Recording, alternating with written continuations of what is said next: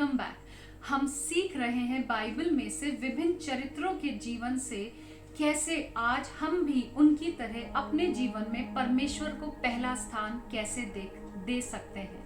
और इस हफ्ते हम बात करेंगे एक और इंस्पायरिंग और डायनामिक कैरेक्टर की, जिसका नाम यहोशू है।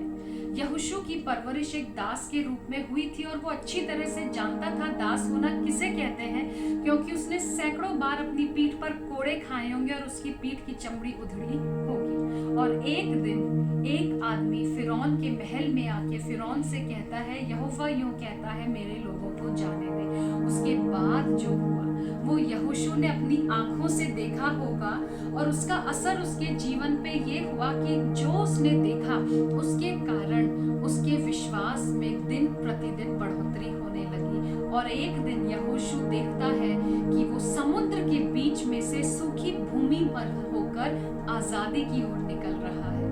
उसका विश्वास इस कदर बढ़ा क्योंकि उसने परमेश्वर को अपने जीवन में पहला स्थान दिया कि एक दिन वो सिनाई पर्वत पर मूसा के साथ जाता है, जब मूसा परमेश्वर से आज्ञाएं लेने पहुंचता है और आधी दूर तक वो उसके साथ था और वहीं मूसा का इंतजार करता रहा। जब कनान देश में जासूस भेजने की बात हुई तो उसकी ट्राइब में से उसे ही चुना गया और मुझे लगता है वो बहुत एक्साइटेड भी था और शायद उतना ही डरा हुआ भी होगा, क्योंकि ये बहुत जोखिम भरा काम था। उसको ये नहीं पता था कि इससे बड़ा जोखिम लौट कर आने पे उसे सामना करना पड़ेगा, जब वो और उसका दोस्त कालेब बाकी 10 जासूसों के विपरीत बात करेंगे और कहेंगे कि हाँ वो हमसे बलिष्ठ है, लेकिन परमेश्वर हमारे साथ है, आओ हम अभी ऊपर चढ़ाई करके उन्हें जीत लें। ये हिम्मत उसके अंदर तभी आई जब उसने परमेश्वर के विश्वास, परमेश्वर के वायदों को अपने जीवन में पहला स्थान दिया। क्या हम परमेश्वर के वायदों पर इतना ही विश्वास करते हैं? और अगर करते हैं तो यहोशू के समान परमेश्वर हमें भी अपने दाहिने और सामर्थी हाथ से अपने जीवन में लीड करेगा। और आगे देखते हैं मूसा का लीडरशिप में वो सक्सेसर भी बनता है। मूसा के बाद उसे ही परमेश्वर ने चुना क्योंकि उसने परमेश्वर को अपने जीवन में पहला स्थान दिया था।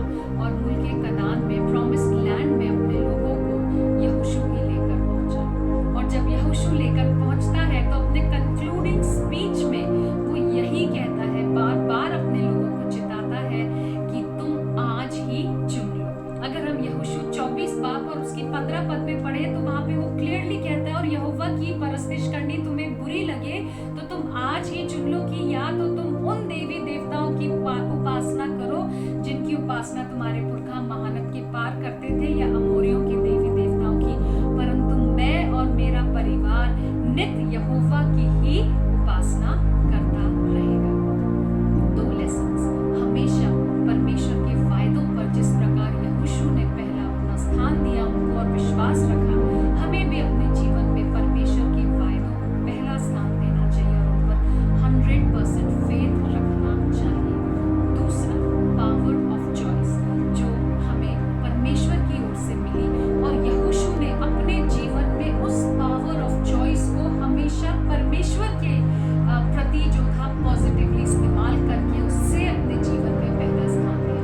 आइए हम भी अपने जीवन में इसी पावर ऑफ चॉइस को, चुनने की शक्ति को एक्सरसाइज करें और परमेश्वर को पहला स्थान देने की आदत डालें। इस हफ्ते जब डीकन्स आपके पास आए तो जिस प्रकार यहोशू ने हमेशा परमेश्वर को पहला स्थान दिया, आप और मैं भी परमेश्वर को अपने जीवन में पहला स्थान देने का भरसक प्रयास करें और परमेश्वर हमें आशीष देगा।